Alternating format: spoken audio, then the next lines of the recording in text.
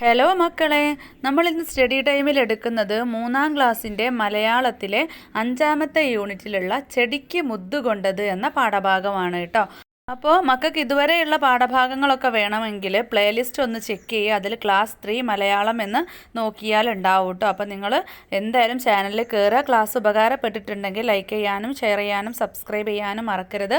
അപ്പോൾ നമുക്ക് പാഠഭാഗത്തിലോട്ട് കടക്കാം. ചെടിക്ക് മുദ്തുകൊണ്ടത്.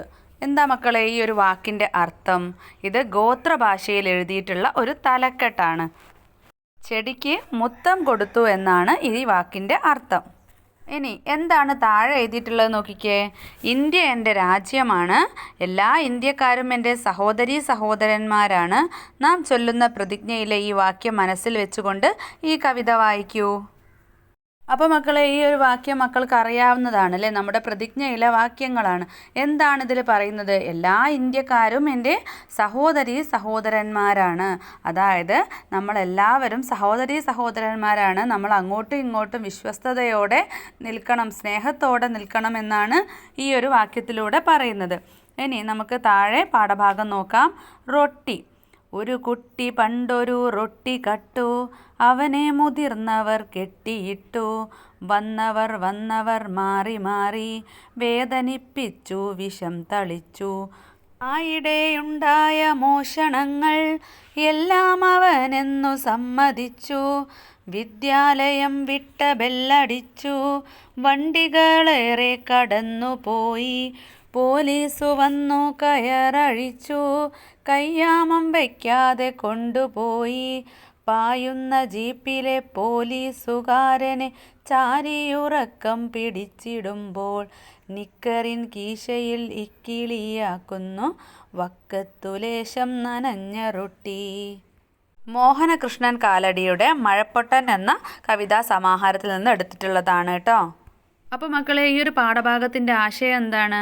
വിശപ്പ് കൊണ്ട് ഒരു കുട്ടി റൊട്ടി മോഷ്ടിക്കുന്നതും തുടർന്ന് ആ കുട്ടിക്കുണ്ടാകുന്ന അനുഭവങ്ങളുമാണ് ഈ പാഠഭാഗത്ത് പറഞ്ഞിട്ടുള്ളത്. റൊട്ടി മോഷ്ടിച്ച കുട്ടിയെ ആളുകൾ എന്ത് ചെയ്യാണ്? മുതിർന്നവർ കെട്ടിയിടുകയാണ്.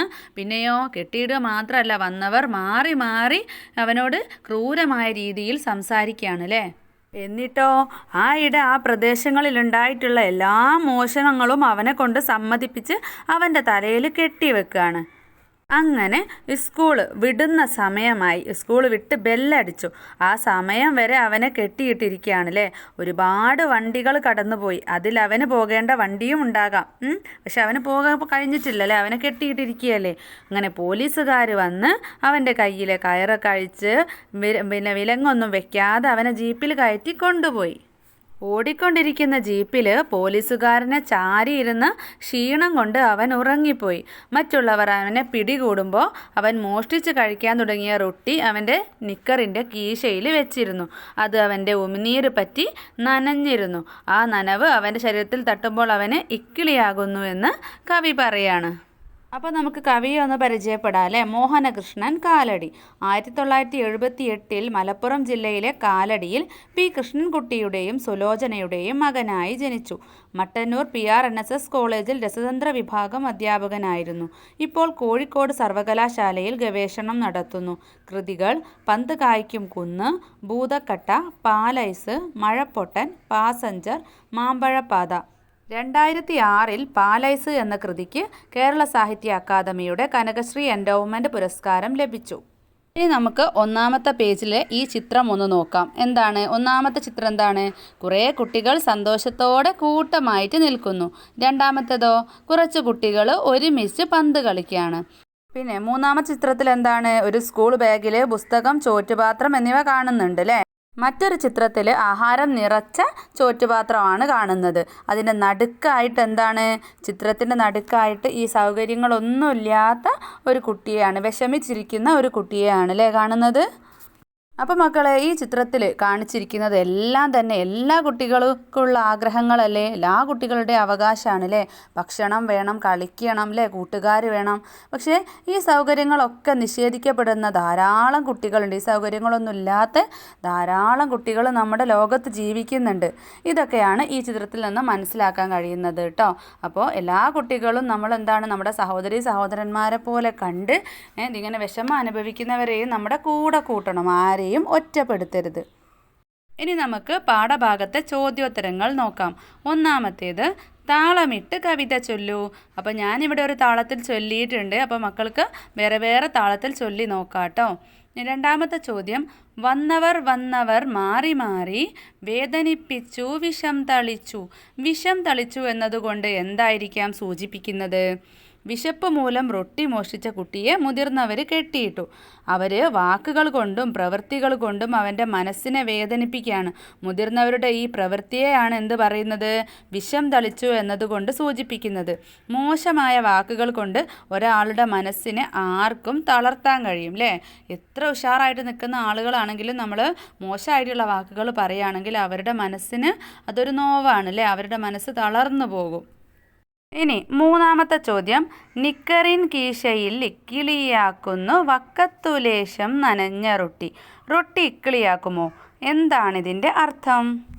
വിശപ്പ് കൊണ്ട് മോഷ്ടിച്ച റൊട്ടി കുട്ടി കഴിക്കാൻ വായിലേക്ക് വെച്ചപ്പോഴേക്കും മുതിർന്നവർ അവനെ പിടികൂടി.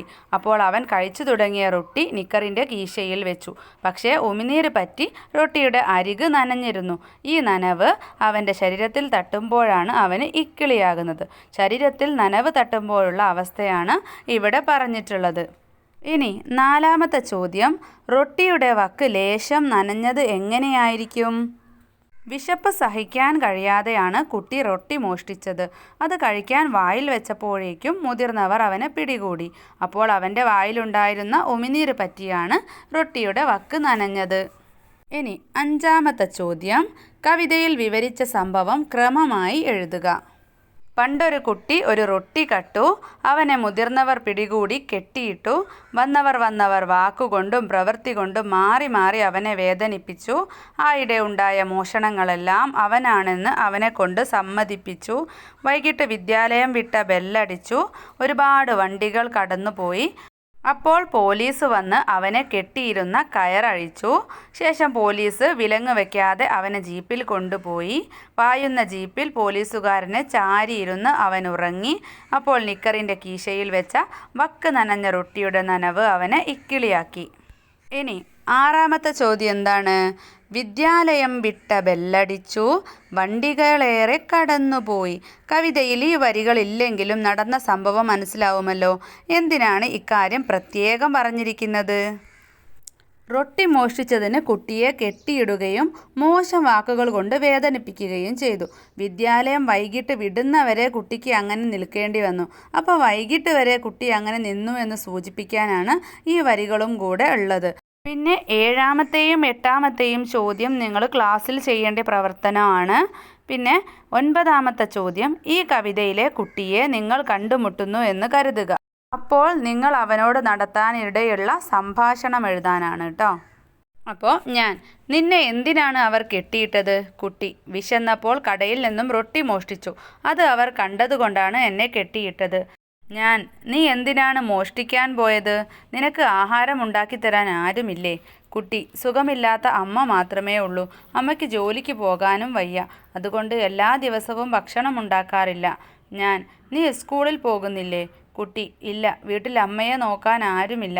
ഞാൻ, നിനക്ക് പഠിക്കാൻ ഇഷ്ടമില്ലേ? കുട്ടി, ഉണ്ട്, എനിക്ക് പഠിക്കാൻ കഴിയാത്തതിൽ അമ്മയ്ക്ക് വലിയ സങ്കടമാണ്. ഞാൻ, നിന്റെ കാര്യം ഞാൻ എൻ്റെ അച്ഛനോട് പറയാം. നിനക്ക് സ്കൂളിൽ ചേരാൻ പറ്റിയാൽ പഠിക്കാൻ കഴിയും. കൂടാതെ ഭക്ഷണവും കൂട്ടുകാരെയും കിട്ടും. ഇടയ്ക്ക് അമ്മയെ പോയി നോക്കുകയും ചെയ്യാം. ഞങ്ങളും സഹായിക്കും. കുട്ടി, എനിക്ക് സന്തോഷമായി. ഞാൻ അമ്മയോട് പറയട്ടെ. ഞാൻ, ശരി, നമുക്ക് ഉടനെ കാണാം. അപ്പോൾ മക്കൾ ചോദിക്കാൻ ചാൻസുള്ള രീതിയിൽ സംഭാഷണം എഴുതുക കേട്ടോ. അപ്പോൾ മക്കളെ, ഇത്രയാണ് ഈ ഒരു പാഠഭാഗം ഉള്ളത്. മക്കൾക്ക് ക്ലാസ് ഉപകാരപ്പെട്ടിട്ടുണ്ടെങ്കിൽ ലൈക്ക് ചെയ്യാനും ഷെയർ ചെയ്യാനും സബ്സ്ക്രൈബ് ചെയ്യാനും മറക്കരുത്.